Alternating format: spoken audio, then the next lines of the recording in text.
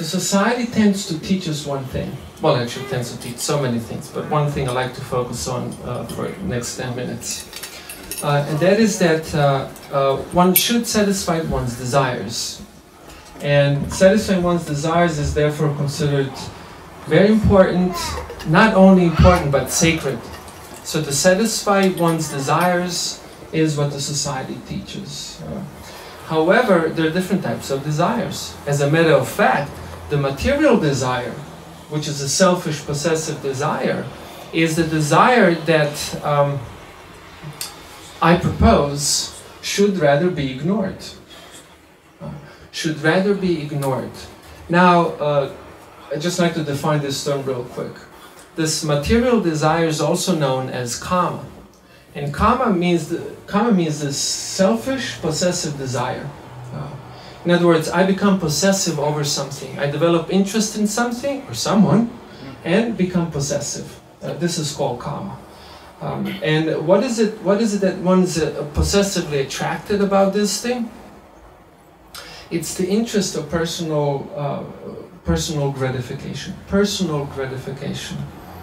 And oftentimes people confuse this with love. Plato wrote about this in his work called Symposium, that there are actually different types of love. And one love is actually not love, but rather it's kama. Now the thing over which we become possessive is a trace, a glimpse, a little experience of satisfaction that comes from this experience, and therefore one becomes possessive. In other words, when I join myself or my senses, my eyes, my skin, my tongue, what else is there, ears, nose, and so on. When I join these things with certain objects or certain beings, this joining or this union may produce satisfaction. And then when I experience this satisfaction, I become possessive. And this moment, everything turns bad. This is the beginning of trouble. This is the beginning of trouble. And yoga is the art. Yoga karma sukhaushalam. This is Krishna teaches in the Bhagavad Gita. That yoga is a fine art of interacting. Interacting with people, interacting with beings, and interacting with things. So what's the problem with this kama? Well, the thing is that satisfying kama, or this material desire, satisfying kama results in greed. Satisfying kama results in greed.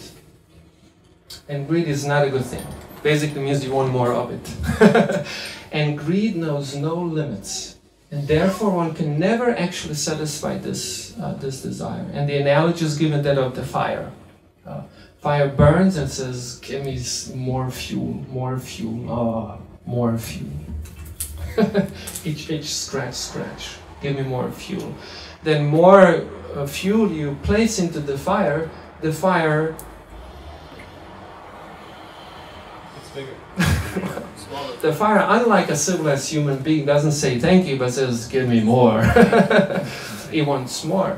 And in this way, what simple attempt at satisfying kama or material desire produces is greed. And greed knows no limits, just as fire is never satisfied.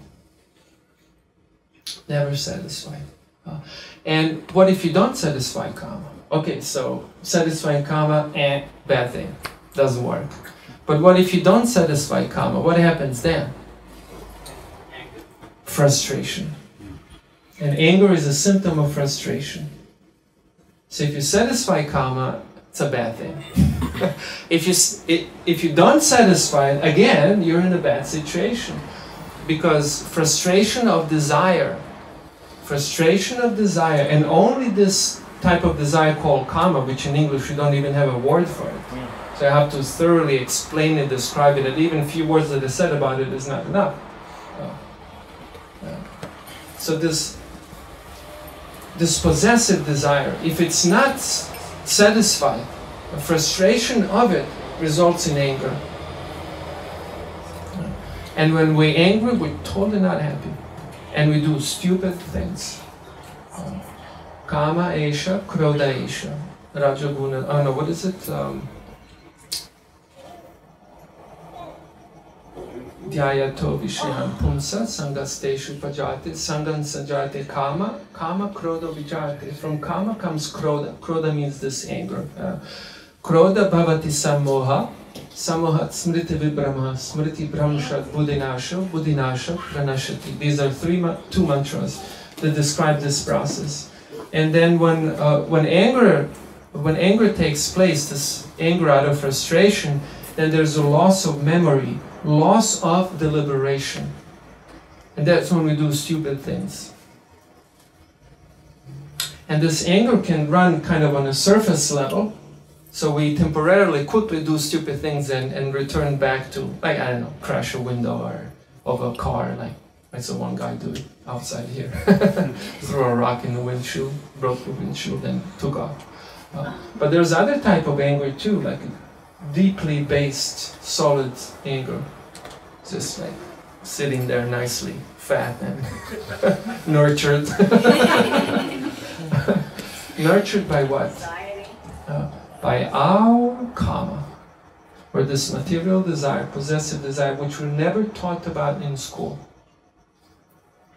So what do we do then? Neither should you satisfy it, neither should you not satisfy it. It's kind of a Zen Buddhist thing, so how do you solve this one? The point is, I gave a hint at the beginning of this Blitz presentation.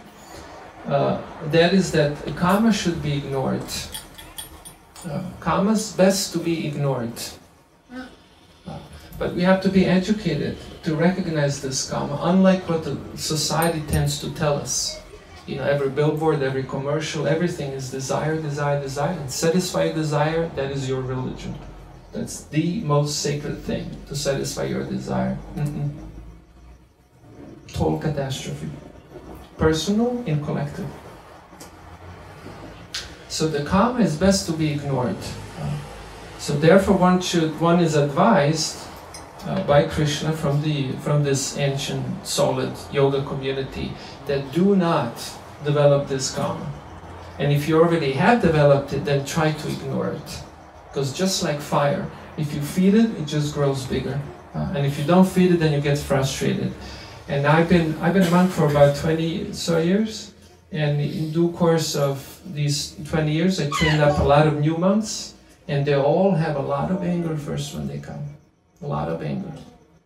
They hate this, they hate that. There's a lot of hate going on.